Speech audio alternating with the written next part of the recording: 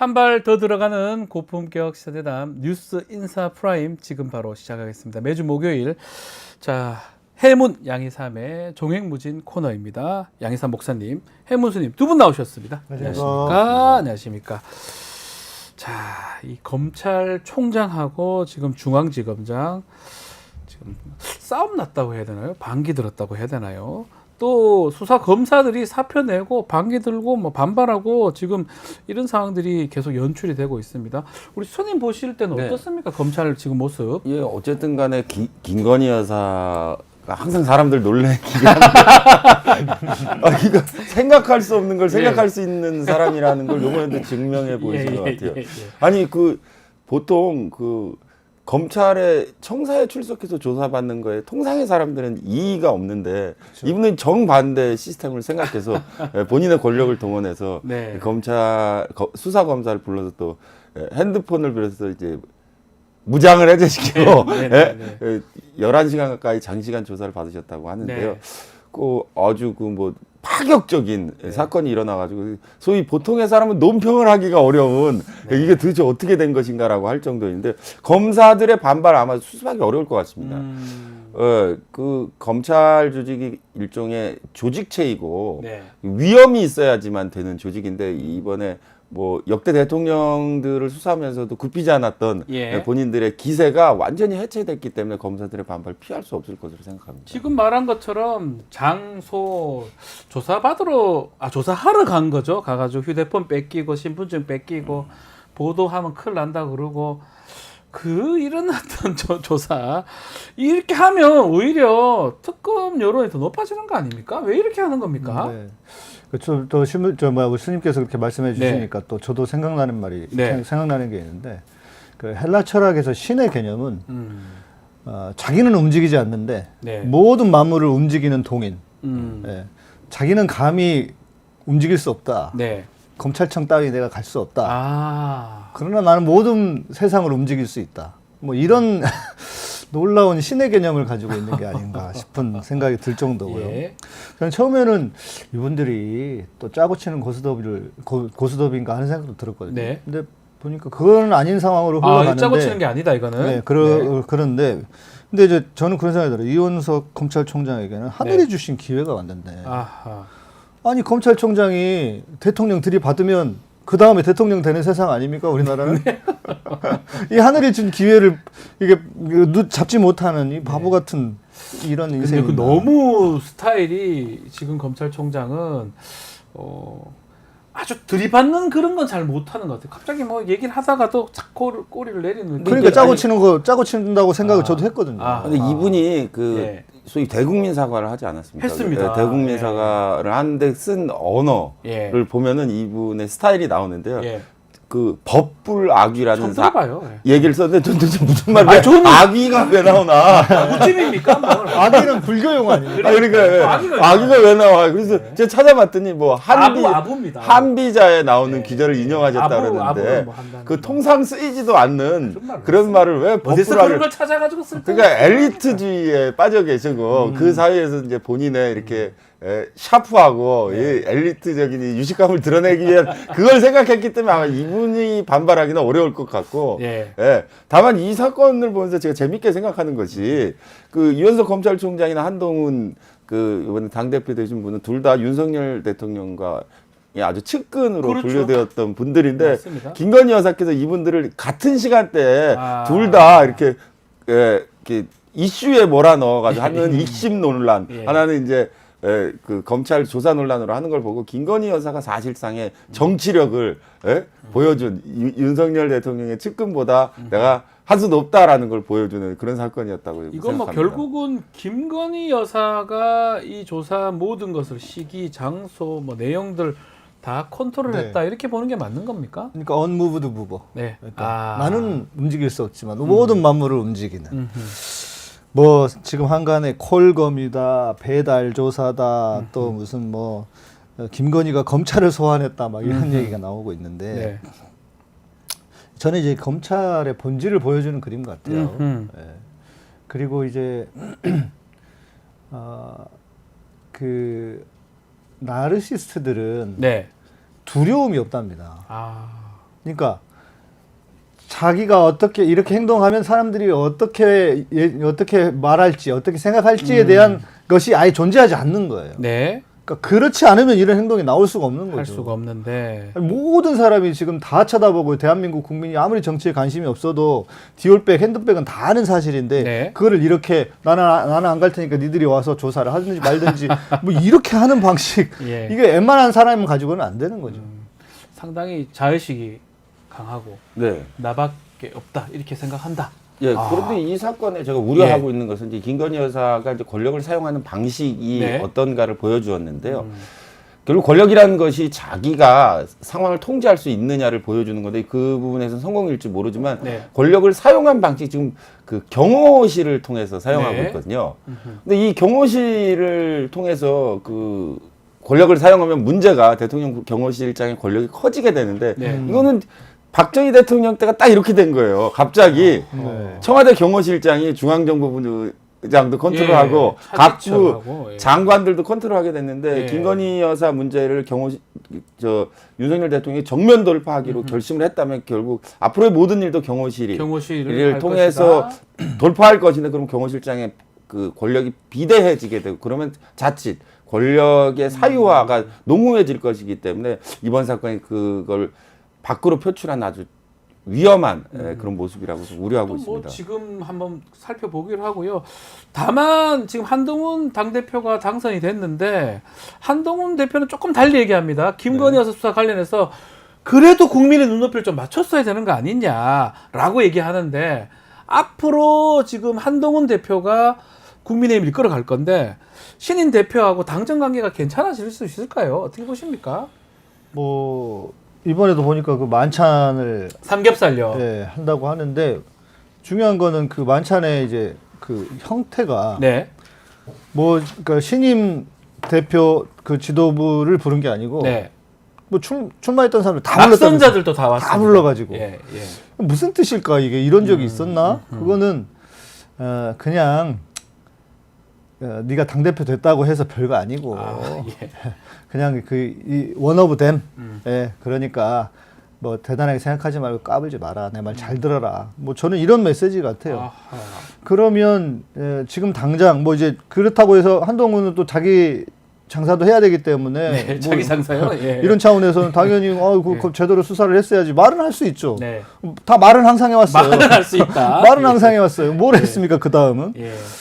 그래서 이제 뭐 그렇다고 해도 지금 당장 무슨 갈등이 막 불거지거나 그럴 것 같지는 않아요. 예, 왜냐하면 워낙 서로의 어떤 약점을 잘 알고 있는 사이이기 때문에 같이 죽을 수는 없기 때문에. 네. 그러나 문제는 그러다 보면 언제든지 삐져나오고 새 나오게 돼 있어서 네. 이제 지금 당장은 크게는 아닐지라도 시간이 지나가면서 분명히 이제 간격이 더 틈새가 더 크게 벌어지지 않을까. 어떻게 보셨어요? 저 어제 삼겹살 모듬쌈 저는 글쎄요, 저 삼겹살 먹는 게 회사 어떤 일반 회사 회식도 아니고 저는 잘 납득이 크게 안 가거든요. 어떻게 보셨습니까? 그러니까 제가 볼 때는 여기도 김건희 여사 개입돼 있는 것 같아요. 여기 예. 있었습니까? 아니 요리를 선택할 때 삼겹살과 보쌈이라는 그런 주제를 대통령실에서 그 잘 안 하는 거거든요, 그게. 전 처음 봤습니다. 그리고 솔직히 말씀드리면. 굉장히 번거로워요, 같이 먹는 것도. 저기 저 자리에 고기 구워 먹다 삼겹살 구워 먹는다. 삼겹살 좋은 음식이고 서민들 음식인데 저 자리에서 구워 먹는 게 말이 되나요? 그러니까 왜냐면 불이 직접 테이블로 그러니까요. 올라오는 음식인데 그렇죠. 그게 이제 대통령 모시고 먹기엔 상당히 점잖지 않고 불편하죠. 불편한 음식인데, 그러니까 제가 볼 때 한동훈 대표가 이제 윤석열 대통령과의 갈등이라든지 정부를 운영하는 과정에서 다소 한동훈 대통령이 정규군적인 게 있어요. 네. 예, 이게 공직적인 라인을 통하고. 근데 김건희 여사가 어떤 상황에 개입하는 것은 의표를 찌르는 아웃복서적인 게 있어요. 예. 그러니까 우리 지금 국정 운영 특히 대통령실에서 일어나는 그 중에 우리가 정말 예상하지 못한 건 대부분 김건희 여사 이렇게 보시는 그런 거군요. 거죠. 저게 정규군들은 저 대통령하고 삼겹살 보쌈 먹는 거 생각을 못 해요. 누가 가서 삼겹살을 먹습니까 저기서? 그러니까 남편을 위한 배려 아닐까요?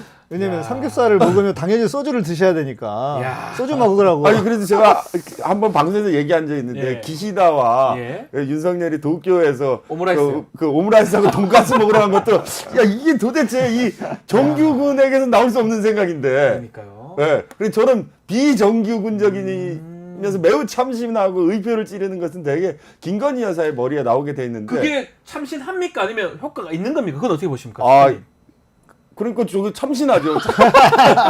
아니 참신하기만 해. 참신하긴 하다. 아니 그러니까 저게 잘못하면 너 불판에 구워 먹겠다. 협박이 같기도 하고 뭐 쌈 싸만 먹어버리겠다라는 뜻도 있고 뭐 하여간 무슨 의미가 있는 것 같아. 아니, 참 놀라운 일입니다. 자, 아이디어를 막 대통령실보다는 어떤 다른 측 쪽에서 냈을 것이다라고 우리 스님께서 짚어주셨는데, 자, 이제 첫 번째 과제가 최상병 특검법입니다. 한동훈 당대표의. 야, 이거 한동훈 당대표는 뭐 입장은 제3자 추천권 뭐 이런 얘기를 했긴 했는데 어떻게 지금 앞으로 처리될까요? 최상병 특검법 이거를 그냥 이렇게 막 그냥 둘 수는 없는 거잖아요. 오늘 본회의 되면 이제 3분의 2로 통과되냐 안 되냐. 뭐 국민의힘의 의석이 좀 108개는 되기 때문에 막아낼 것 같기도 한데 한동훈 당대표 뜻이 가장 중요하긴 중요합니다. 이제는. 뭐 본인도 그렇게 얘기한 것처럼 네. 이번에는 통과 안 될 것 같습니다. 네. 왜냐하면 민주당이 발의한 것은 뭐 받을 수 없다. 대신 3자를 통해서 하는 것은 왜 못 받냐. 네. 뭐 근데 지난번에도 말씀드렸다시피 그 3자가 대한변협인데 대한변협이 보수화돼 있고 그렇다면 뭐 받는 형식은 뭐 특검법을 받는 형식으로 하되 실상 막상 조사나 수사는 좀 하게 할 수 있는 그런 것을 기대하면서 하는 게 아닌가 싶어요. 그런데 이제 저는 그 발언에 좀 주목을 했어요. 어떤 발언이요? 한동훈 이제 대표가 됐잖아요. 네. 그러니까 민주당은 왜 내가 제안하는 거는 못 받냐, 안 받는다고 하냐. 그것은 결국 정략적으로만 활용하는 거 아니냐. 뭐 그런 그런 발언을 했단 말이죠. 네. 그거는 결국 저는 한편으로 이런 생각이 들어요. 일단 프레임을 전환시키는 것과 또 겉으로 보이기에는 너무 오만한 거 아니야? 자기는 뭔데? 네. 이제 당대표 된 사람이 민주당에 어찌됐건 민주당이 지금 거대 야당인데 이거를 뭐 민주당이 안 받고 자기 것만 무조건 받아야 된다고 하는 것 자체가 근데 꼼수가 있는데 그 꼼수를 좀 숨기고 대신 형식은 받는 것처럼 보여지려고 하는 그런 어떤 그런 꼼수가 아닌가 싶어요. 어떻게 보세요? 한동훈 대표 뭐 네. 발언 취지라든지 앞으로 어떻게 행동할 것 같습니까? 그래서 한동훈 대표 입장에서는 네. 이미 당선되기 전에 저 최상병 특검법에 대한 이제 자기 견해를 밝혔던 것인데요. 그렇죠. 일종의 우회 전략이죠. 국면 전환을 시도하는 거 네. 아닌가 예. 보고 있습니다. 양측이 대치하고 있을 때 예, 예. 도저히 타결점이 나오지 않기 때문에 물꼬를 새로 터서 자기가 원하는 쪽으로 그 물꼬를 유도한다라는 작전인 것 같은데요. 진심은 아닙니까 그러면? 어차피 대통령이 계속 거부할 텐데 자기의 작전 중에 하나다. 예. 자기 입장을 좀 완곡하게 해서 물꼬를 자기가 원하는 쪽으로 돌리지 않겠냐 하면서 최상병 특검법이 정면으로 겨누고 있는 것이 과연 민주당인가에 대한 생각이 있어요. 예. 청와대 용산 대통령실에 대통령실. 대해서도 최상병 특검법이라는 여지를 남겨둠으로써 자기를 계속 압박하게 될 한동훈 특검법이라든지 당정 갈등에 있어서 최상병 특검법을 그 키로 열쇠로 작동시키면서 풀어가려는 본인의 책략이 아닌가 이런 생각을 하는데 역시 그 한동훈 대표다운 정규군적인 좋은 작전인데 아마 저는 김건희 여사의 또 기상천외 작전에 맡기지 않을까. 오늘 저희가 보니까 뭐 항상 저희가 김건희 여사 헌정 방송이다 보니까 김건희 여사 얘기를 하지 않을 수가 없는데 정규군 비정규군 오늘 재밌습니다. 정규군이면 일반적인 정치인들이 하는 방식이라면 비정규군이면 이거는 그럼 최상병 특검법을 김건희 여사는 어떤 생각으로 풀어낼 수 있는 겁니까? 그래서 그분은 이제 예상이 안 되는 분이어가지고 답변하기가 참 곤란한데요. 그렇죠. 알 수가 없겠죠. 제가 생각하는 것은 최상병 특검법이 상정된 어느 결정적인 순간에 김건희 여사는 본인이 서브권자의 지위를 놓치지 않을 거기 때문에 새로운 이슈로서 저 최상병 특검법을 아마 밀어내는 작전을 쓸 겁니다. 글을 쓸 수. 그리고 최상병 특검법이 사실 지금 가장 문제가 되는 것 중에 하나가 김건희 여사하고 이종호 씨하고 그렇죠. 특히 도이치모터스 주가 조작 그거 관련된 그 공범입니다. 또 이 삼보 토건까지 지금 여러 가지 연결돼 있잖아요. 그러면 결국은 본인 김건희 여사가 지금 여기 최상민 특검법의 핵심에 있을 수도 있는 거거든요. 그러니까 지금 이게 지금 한동훈과 윤석열 쪽에서 도대체 누가 칼을 먼저 들이댈 거냐. 아, 누가 들 네, 거냐. 이런 상황 같아요. 지금 뭐 조국혁신당 같은 경우에는 한동훈 특검법 발의하겠다고. 첫 번째가 이겁니다. 네. 한동훈 당대표 당선 기념으로 특검법 던졌습니다. 네. 예. 한동훈 특검법 발의를 하면 네. 대통령실에서 콜 아니, 콜 간다고요. 해버리면 아니 저는 그럴 가능성도 있다고 봐요. 콜 얼마나 해버리면. 괘씸하겠어요 지금. 콜 해버리면. 그러면 예. 그래 한동훈도 콜 이러니까. 한동훈도 최상병 특검법 얹어서 도이치모터스까지 같이 예. 얹어가지고 다시 재발의한다고 하니까 지금 민주당에서는 예. 그러면은 그것도 용산에서 콜 이런 상황으로 갈 수도 있다. 예, 콜콜이 될 수도 있지만 또 한편으로는 예. 양쪽 다 그런 어떤 위험 부담이 있기 때문에 안 할 수 있겠죠. 물론요. 예. 안할수 있겠죠. 예. 예. 김건희 여사의 그 묘수풀이 하나가 아마 나올 거로 저는 생각하고 있습니다. 예. 정석대로 두지 않는 분이에요, 그분이. 아, 바둑을 둔다면 예. 항상 괴초식이 있기 때문에. 변칙. 예. 그 변칙을 그래도 알아보는 분이 우리 스님 아니겠습니까? 근데 아주 좋은 예. 작전이에요. 저 김건희 여사의 작전은. 아하. 예, 왜냐면 서브권자는 예. 서브에 실패해도 실점이 없다는 거예요. 아. 예. 근데 본인이 서브만 하고. 하고. 공격이나 방어는 너희들이. 그렇죠. 아이, 스님 잘 모르시는데 요즘 룰이 바뀌었습니다. 예. 아, 그래요? 서브 실패해도 다 점수 넘어갑니다. 아, 요새 바뀌었습니까? 네, 배구가 바뀌었어요. 서브가 이제 아주 공격 서브로 하는 네. 경우도 많잖아요. 네. 근데 잘못하면 본인이 다 덤태기 쓸 수가 있는 상황인데 글쎄요, 한번 지켜보기로 하겠습니다. 아주 뭐 정치 이슈들이 많습니다. 최상민 특검법, 또 방송사법 처리돼야 되고 한동훈 특검도 올라가고, 자 청문회들 지금 계속 예정돼 있고 당장 어떻게 될지, 김건희 여사가 어떻게 또 작동할지 한번 보기로 하고요. 자, 미국을 한번 넘어가 보겠습니다. 자, 미국의 검찰이 수미 테르 이 사람 기소를 했는데 뭐 이 사람 지금 보석금 내고 석방은 되기도 했습니다. 문제는 국정원이 뭐 다 걸렸어요. 이게 뭡니까? 첩보기관 맞습니까 이거? 우리나라 국정원의 특징 아닙니까? 잘 걸려요. 모두 예. 걸립니다. 네. 근데 이거는 저도 뭔가 하고 들여다보니까 네. 결국 그 핵과 관련해서 아하. 미국의 매파들은 특히 이제 트럼프 쪽에 있는 트럼프 뭐 그 보좌진 중에 한 명은 더 이상 이제 우리가 돈도 네. 많이 들어가는데 세계 경찰 노릇하지 말자. 그만하자. 그래서 핵 풀어서 각자 핵 가지게 하자라는 네네네. 그런 흐름 속에서 그래서 윤석열 대통령이 계속 핵핵거렸지 않습니까? 네. 뭐 요즘은 좀 덜 하지만 그런 흐름 속에서 이 수미테리를 1년 만에 그 다른 정권에 비교해서 거의 배 이상을 만났더라고요. 20회 정도를 만났다고 하니까 네. 1년 만에. 그러니까 그런 걸 보면은 이제 핵과 관련한 건데 결국 한미 동맹 그리고 한미 동맹을 통해서 안보 뭐 얘기하더니 결국 이걸 통해서 오히려 한미 동맹을 깨트린 네. 앞에서는 말과 뒤가 다른 그런 행동을 한 것 같아요. 말과 뒤가 다른 행동을 한 것이다. 국정원이 좀 안일했습니까 이거는? 저 보도된 사진 보면 몇 가지 이해가 안 되는 게 있는데, 어떤 보도된 기사 보면 예. 그 수미테리가 맨하탄의 그리스 식당에서 그 야외에서 국정원 직원과 밥 먹는 사진이 찍혀 있다든지. 다 찍혔어요. 거기도 네. 여기도 명품백이 나와요. 샤넬백을 네, 같이 네, 사러 가서 예. 이 결제 이 외부에서 밥을 먹는 사진이 찍혔다는 거 저 국정원의 자격 미달이에요. NIS가 국정원입니다. 네, 핸들러 2, 핸들러 3. 아니 저게 찍힐 수가 없는 사진이에요, 저게. 예. 보통 밀실에서 만나든지. 창피합니다. 그런데 저게 전 이해가 안 되고, 그다음에 뭐 백을 같이 사러 가서 계산을 해준다든지. 저게 잡힐 수 없는 다 찍혔어요.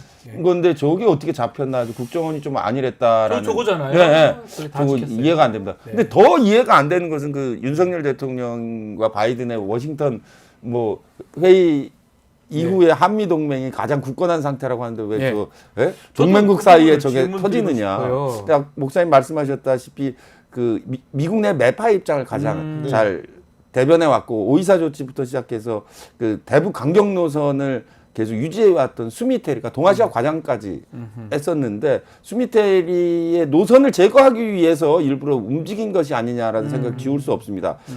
그동안에 윤석열 대통령이 그 북한 카드를 계속 만지면서 대북 강경 카드를 가지고 있었는데 수미테리의 기소로 국정과 관련된 대북 정책과 관련돼서 강경책을 썼고 매파 의원들이나 미국 조야에 접촉했던 모든 라인들이 이 기소 사건으로 아마 저는 아마 자리에서 내려오지 않을까 생각하고 있는데요. 이거는 결국 만약 그렇다면 윤석열 대통령하고 지금 바이든하고 했던 뭐 모든 게 사실 막아야 되는 거 아니에요. 이게 수미테리가 그 윤석열 대통령 위해서 아니면 지금 대북 그 노선 위해서 지금 보수 정권에 똑같은 입장을 내주고 있는데 네. 그런 사람이 지금 똑같이 잘하고 있는데 기소가 돼가지고 간첩죄예요. 제가 봤을 때는 그렇죠. 그 아주 엄중하게 처벌될 것. 겨우 보석 돈 많이 내고 보석됐지만 재판 들어가면 유죄가 될 가능성이 높아 보이거든요. 네. 이거 사실은 정치적으로 막았어야 될 부분인데 결국 뭔가 힘을 상실했다고 봐야 되는 거 아닙니까? 그러니까 뭐 이제 우리나라의 어떤 뭐 정치력도 네. 바닥이라는 게 드러난 그거 없다는 것이고요. 거잖아요. 네. 이것도 못 막으면서 무슨 그러니까요. 동맹을 합니까? 네. 그리고 예. 예, 그 핵이라고 하는 것에만 그냥 눈이 뒤집혀서 네. 이제 한국에 이제 한 번 더 남한에 이제 핵을 들여와야 된다는 것 때문에 그냥 다른 건 다 안 보고 네. 그렇게 행동을 하다가 생긴 일인 것 같아요. 어떻게 봐야 됩니까? 이러면 이 정도면 무슨 뭘 할 수가 있어요, 이 정부가. 근데 우리 정부가 지금 보이는 게 북한 카드를 계속 만져요. 예. 예, 북한 카드를 계속 만져 북쪽과 사이가 안 좋아질 뿐만 아니라 쿠바에 있었던 참사인가 공산가 하나가 얼마 전에 기순에서 인터뷰한 것도 있고 그래서 북한 계속 자극하고 있고 오물풍선 문제로 계속 강경 발언을 이어가고 있는 네. 윤석열 정부의 대북 정책에 대한 저는 미국 측의 경고라고 엄중한 경고라고 생각합니다. 아마 그 라인 다 교체될 겁니다. 자, 그럼 그러면 이제 뭐 스님 말씀대로라면 대북 확성기 방송도 계속 틀고 네. 뭐 북한 자극하는 모습이 있거든요. 네. 이게 미국이 봤을 때는 하지 말라라고 하는 예, 거라고 여러 번 봐야죠. 이야기했는데 안 들으니까 아니, 그렇죠, 이 그렇죠. 스미테리로 대변되는 그 라인을 전부 네. 조사함으로써 스미테리가 얼마 전에 그 청와대 사설을 썼다는 거 아니에요? 네, 맞습니다. 청와대 부탁받고 워싱턴 포스트에 네, 맞습니다. 또 네. 그 사설이 대통령실에 홈페이지에 올라가 있는데 그 스미테리 사건에 대해서 미국이 대한민국에 보내는 저 경고. 엄중한 경고라고 네, 경고다. 생각합니다. 예. 국지전 이런 거 일어날 가능성이 없는 겁니다. 그 전에 예. 이 라인을 아예 다 기소함으로써 파헤치고 노출시킴으로써 아마 미국 측이 뭐 조치를 한 거 아닌가 이렇게 생각합니다. 작전 통제권 자체가 전시에는 미국이 갖고 있기 때문에 뭘 할기는 사실 어려울 것 같긴 해요. 그리고 지금 뭐 이제 우리가 전쟁 걱정을 많이 네. 하시지만 미국의 상황이 네. 이 만일 한반도에서까지 뭐가 일어난다 그러면 미국이 전쟁을 지금 두 군데서 하고 그러니까요. 있는데 세 군데 네 군데 못 합니다. 감당할 수가 없는 상황이 못해요. 되기 절대 때문에 못 그리고 합니다. 국민들 미국의 국민들이 이제 네. 더 이상 우리가 그 전쟁에는 관여하지 네. 말자 이런 분위기가 네. 팽배하기 때문에 쉽지는 않을 건데, 그러니까 미국의 의도는 그건데 자꾸 여기서 한국에서 남한 대통령이라는 사람이 무슨 뭐 핵핵거리고 뭐 무슨 뭐 선제 타격부터 했고 그러니까 그거에 대한 것을 전부터 사인을 줬겠죠 계속. 아, 줬는데 말 안 되니까 예. 기소해버렸네. 예, 그렇게 해서 그 접촉했던 그 사람을 기소하고 확 발을 묶어버림으로 인해서 네. 더 이상 까불지 마라. 예. 이런 메시지 같아요. 두 분 얘기 들어보면 더 잘 이해가 됩니다. 뭐 평론가들 얘기 들어보면 막 너무 어렵게 설명하는데 두 분 말씀 들어보면 아마 시청자분들도 그래서 그렇구나 이렇게 이해가 될 것 같아요. 심각한 거예요. 그 박정희 예. 정권 말기에 네. 박동선이라는 로비스트에 의해서 그렇죠. 코리아 네. 게이트 사건이라는 그렇습니다. 것이 있었는데 그게 아마 박정희 대통령과 미국의 갈등을 가장 증폭시켰던 위기의 상황으로 갔는데 저게 지금 그 뒤에 터진 사건이거든요. 최고의 사건이거든요. 로비스트 맞습니다. 사건으로서 두 저게 번째로. 그 느낌이 싸한 게 있어요. 네. 자, 자연스럽게 미국 대선 얘기를 좀 해보죠. 자, 트럼프가 총을 기에 이제 스친 다음으로는 좀 앞서는 것 같았는데 해리스 후보가 지금 되면서 지명받으면서 지지율을 보니까 지지율은 참 또 해리스 후보가 앞서 44대 42 뭐 이런 게 또 있어요. 뒤집어졌다고. 미국은 어떻게 다 알 수가 없습니다. 어떻게 봐야 됩니까, 목사님? 검사들의 전성시대. 전 세계적으로. 다 검사. 아닙니까? 검사 출신이라지 않습니까? 네, 검사 야, 출신이죠. 네. 한국을 보고 뭘 배워야 될 것 같아요. 여튼 내가 미국의 검사는 좀 다르니까요. 네, 훨씬 다르고 힘 없어요. 미국 그러니까요. 검사들은 아무것도 예. 아닙니다. 네. 네. 이제 이게 지금 미국의 민주당 같은 경우에는 우리에게 별로 이렇게 도움이 안 되는 외교 정책. 뭐 예를 들면 지난번에 바이든이 일본과 한국이 하나가 돼야 된다. 네. 이런 소리를 하고 나 그거 보고 이 노막 났다더니 진짜 노막이 났구나 네. 그랬는데 네. 이런 상황에서 우리에게는 만일 해리스가 되면 뭐 별로 좋지 않은 상황이 될 수 있을 그럴 것 수 있습니까? 같아요. 예. 민주당은 항상 그랬으니까 네. 일본과 가까웠으니까요. 잘 모르겠습니다. 해리스는 어떤 사람인지 네. 모르겠지만 또 지금 뭐 역사적으로 좀 보면 트럼프가 그때 당선될 때 박근혜가 탄핵이 됐어요. 맞습니다. 예. 우리에게는 트럼프가 되더란 거 아니냐? 네. 내심 기대하고 있었는데 우리를 위해서만 본다면요. 북한과의 관계도 그렇고. 그렇죠. 근데 아직까지 뭐 11월 때까지 선거 많이 남아 있습니다. 미국 같은 경우는 뭐 민주당, 공화당이 확실히 딱 갈라져 있고 중간에 이 경합줄을 어떻게 하느냐 대선 결과 달라질 것 같은데 어떻게 보고 계십니까? 해리스가 지금 나왔습니다. 이제. 일단 해리스 제가 오랫동안 주목하고 있었는데 네. 제가 언제부터 주목했죠? 해리스가 바이든 부통령 할 때부터 주목했는데 네. 바이든이 그 해리스랑 사이가 안 좋았는데 저 해리스를 부통령으로 지목한 것은 이제 흑인표를 네, 갖기 받으려고. 위해서 이제 해리스를 지목했는데 해리스라는 사람이 요 바이든 퇴출해도 제가 볼 땐 그 관여한 냄새가 나요. 그래서 질 바이든과 사이가 굉장히 안 좋은 걸로 알려져 있는데요. 네. 그 요번에 어쨌든 간에 사람들은 바이든을 대통령 후보로 선출한 것이지 해리스에게 투표했던 것이 아니기 때문에 네. 민주당 내에서 또 미국 국민들이 어떻게 생각할지 모르지만 해리스가 바이든의 지지에 의해서 지명에 의해서 대통령 후보 되는 건 좀 문제가 있어 보여요. 이런 말을 했습니다. 일론 머스크가 바이든의 프롬프터에 글자를 써넣는 자가 사실은 진짜 미국 대통령이었다고. 네, 연설문을 썼던 사람 최순실을 생각하게 하는 대목인데요. 그 바이든의 프롬프터에 글을 써넣었던 사람이 누구였는가? 네. 저는 누굴까요? 해리스였었다고 카멜라 해리스가. 네, 생각하는데 지금 바이든이 어쨌든 간에 육성으로는 말하지 않고 그 성명서로 네. 그 해리스를 지목했는데요. 상당히 귀추가 주목됩니다. 사람들이 해리스의 선전을 사실 그 기대하고 또 지지율이 상당히 높다고 하는데 해리스의 연설을 들어보면은 트럼프와 붙었을 때 누가 이길지를 알 수 있어요. 근데 제가 영어 잘 못하는데 트럼프가 하는 말을 반 이상 제가 알아들어요. 왜 알아듣냐면 트럼프가 하는 말은 아주 강력하고 간단하게 명료해요. 명료하게 얘기합니다. 근데 해리스의 연설을 들어보면 음성이 예. 그게 좋지 않아요. 마이크를 씀에도 불구하고 잘 들리지 않고 여자의 가녀린 목소리이기 때문에 네. 외모와 다릅니다, 음성이. 네. 근데 전달력이 상당히 약해요. 그래서 랠리라고 불리우는 대통령 미국의 전국 랠리와 그 유세장에서 카멜라 해리스가 트럼프만큼의 결집을 유도할 수 있을까? 바이든만큼의 결집을 유도할 수 있는가? 저는 상당히 의문스럽습니다. 네. 근데 이제 목사님. 이 지금 해리스가 검사 네. 출신이지 않습니까? 근데 우리가 알고 있듯이 트럼프는 혐의가 너무 많아요. 범죄 네. 혐의가. 그래서 내가 트럼프 잡겠다. 그 얘기 지금 하고 있어요. 그러니까요. 네, 벌써. 그게 저는 되게 벌써부터. 소구력이 있을 아하. 거라는 생각이 좀 들어요. 그렇군요. 그러니까 트럼프를 싫어하는 미국인들도 꽤 많고. 그렇죠. 그러면 뭐 진짜 싫어하는 강도가 보통 강도가 아닙니다. 미국 사람들 중에서는. 근데 그런 차원에서 내가 트럼프 같은 인간을 제일 잘 알고 내가 감옥에 넣을 수 있다. 네. 이게 아마 다른 것보다도 그 이슈가 좀 사람들에게 좀 영향이 있지 않을까 하는 생각도 들어요. 자, 이제 많이 남았습니다. 그렇지만 이제 또 어떻게 보면 이제부터 본격적인 레이스가 될 것 같은데요. 두 사람의 어떤 대선 경쟁, 미국 대선 전 세계가 주목하고 있는데 저희도 지켜보기로 하겠습니다. 자, 오늘 종횡무진 마무리하겠습니다. 양희삼 목사님, 해문수님 두 분 감사합니다.